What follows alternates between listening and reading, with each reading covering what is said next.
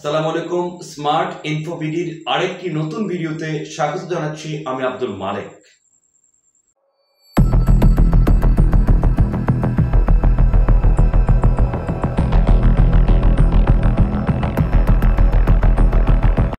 দর্শক, গণমাধ্যম সমাজ, রাষ্ট্র, দেশ বা বিশ্বের চোখের মতো। এই গণমাধ্যমের মধ্য দিয়েই সমাজের ন্যায় অন্যায়, মিথ্যা সত্য মিথ্যের পার্থক্য উঠে আসে। 5 আগস্টের পর থেকে বাংলাদেশের কোনো গণমাধ্যম আজ অবধি অন্তর্বর্তী সরকারের কোনো রকম সমালোচনা করে সাহস পায়নি। এরই মধ্যে বাংলাদেশ প্রতিদিন অন্তর্বর্তীকালীন সরকারের সমালোচনা করে একটি প্রতিবেদন লিখেছে। চলুন আমরা সেই প্রতিবেদনটি আলোচনা করি।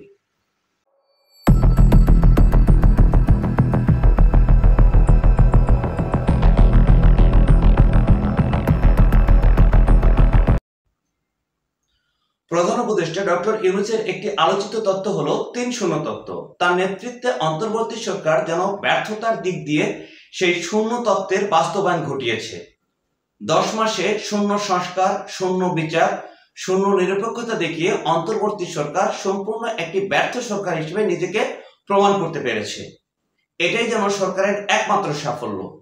অবশ্য এই 10 মাসে প্রধান উপদেষ্টা ও তার উপদেষ্টা মণ্ডলী ভাগ্যের ব্যাপক পরিবর্তন হয়েছে। ডক্টর মোহাম্মদ ইউনূসের 600 কোটিরও বেশি টাকার আয়কর মওকুফ হয়েছে, ম্যাজিক গতিতে তার মামলা প্রত্যাহার হয়েছে।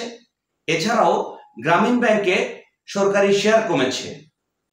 ডক্টর ইউনূসের স্বার্থ সংশ্লিষ্ট প্রতিষ্ঠান পেয়েছে বিশ্ববিদ্যালয় রিক্রুটিং এজেন্সির লাইসেন্স। 10 মাসে একজন সরকার প্রধান ব্যক্তিগতভাবে যেভাবে লাভবান হয়েছেন তা এক বিরল রেকর্ড। কারণে অকারণে বিদেশে সফর করেছেন। 10 মাসে বারবার বিদেশ সফরের রেকর্ড করেছেন ডক্টর মোহাম্মদ ইউনূস। কিন্তু বাংলাদেশের দরজা বিশ্বে প্রতিনিয়ত বন্ধ হয়ে যাচ্ছে। ভিয়েতনাম ভিসা দিচ্ছে না, ভিসা বন্ধ সৌদি আরবের এবং সংযুক্ত আরব আমিরাতের। থাইল্যান্ডেও ভিসা মিলছে না এখন বাংলাদেশিদের। ইউরোপের দরজাও এখন বন্ধ। প্রধান উপদেষ্টার পথ ধরে অন্যরা যেন নিজেদের স্বার্থ উদ্ধারে ব্যস্ত। উপদেষ্টাদের ব্যক্তিগত কর্মকর্তাদের হাজার কোটি টাকার দুর্নীতি ও লুটপাটের কাহিনী নিয়ে দেশ জুড়ে তোলপাড়, অথচ কারো বিরুদ্ধে আজ পর্যন্ত কোনো অভিযোগ নেওয়া হয়নি। বাংলাদেশ ব্যাংকের গভর্নর থেকে শুরু করে সরকারের বিভিন্ন গুরুত্বপূর্ণ ব্যক্তিদের বিরুদ্ধে উঠেছে দুর্নীতি ও স্বজনপ্রীতির গুরুতর অভিযোগ। এসব অভিযোগ নিয়ে কোনো নিরপেক্ষ তদন্তের উদ্যোগ নেই সরকারের। নতুন বাংলাদেশে দুর্নীতি কমেনি, বরং নতুন আঙ্গিকে চলছে লুণ্ঠন। শেয়ার বাজার থেকে নিরীহ জনগণের 25,000 কোটি টাকা লোপাট করা হয়েছে। এসবের তদন্ত নেই বিচার। এদিকে অর্থ উপদেষ্টা IMF এর প্রেসক্রিপশন ফলো করে জনগণের 12টা থেকে 13টা বাজানোর ফোন দিয়ে আসছেন। 10 মাসে চুরি, ডাকাতি, ধর্ষণ বেড়েই চলেছে। আইন শৃঙ্খলা পরিস্থিতির ন্যূনতম উন্নতি হয়নি, বরং প্রতিদিন অবনতি ঘটছে। দেশের মানুষ আজ নিরাপত্তাহীন। দায়িত্ব গ্রহণ করেই সরকারের পক্ষ থেকে বলা হয়েছিল ভারতের সঙ্গে দেশ বিরোধী চুক্তি বাতিল করা হবে, কিন্তু 10 মাসে এ সরকার একটি চুক্তিও বাতিল করেনি। ভারত উল্টো বাংলাদেশের সঙ্গে একাধিক চুক্তি বাতিল করেছে। স্থলবন্দরের ট্রান্সশিপমেন্ট বন্ধ করায় নেতিবাচক প্রভাব ইতিমধ্যে অর্থনীতিতে দেখা যাচ্ছে। সরকার মূল্যবৃদ্ধি রোধে সম্পূর্ণ ব্যর্থতার পরিচয় দিয়েছে। সবকিছুর দাম বেড়েই চলেছে। নতুন বাজেট বাস্তবায়িত হলে জনগণের মরার উপরে খাড়ার ঘা অবস্থার 16 আনা পূর্ণ হবে। সরকার দেশের সুরক্ষা ও সার্বভৌমত্ব রক্ষা করতে সম্পূর্ণ ব্যর্থতার পরিচয় দিয়েছে। মিয়ানমার সীমান্ত দিয়ে নতুন করে 2.5 লাখ রোহিঙ্গা ঢুকেছে। ভারত প্রতিদিন পুশিং করছে, অথচ সরকার নির্বিকার।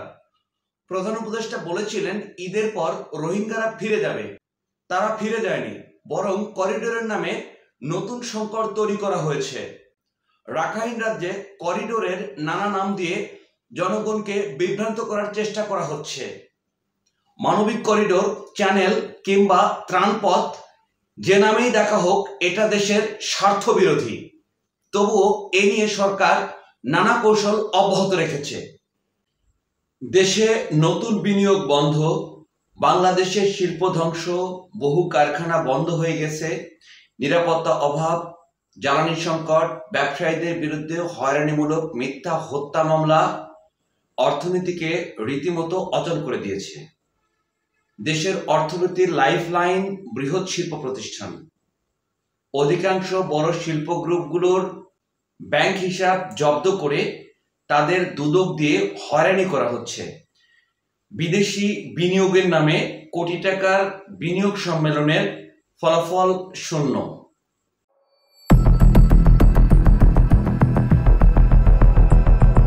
অবশ্যই নুজবে 40টার উপরে থানা জ্বালাই দিছিস তোরা বেটা। আইন মানুষ রাষ্ট্র চালানোর শিশু খেলা না, একটা রাষ্ট্র চালানোর শিশু খেলা না। আচ্ছা, একটা রাষ্ট্র চালানোর শিশু খেলা না। আপনি কিছু বলেন। হ্যাঁ, কটা বাচ্চা দিয়া এটাতে দেশে গন্ডা, সারা দেশে প্রতিদিন অহরহ মারামারি, কিলাকিলি, ঝগড়া, দ্বন্দ্ব হচ্ছে। কারা করতেছে? কারা করছে? তুমি রাষ্ট্র চালাইতে আছো, তুমি খোঁজ নিতে পারো না? আমার মতো সাধারণ পাবলিক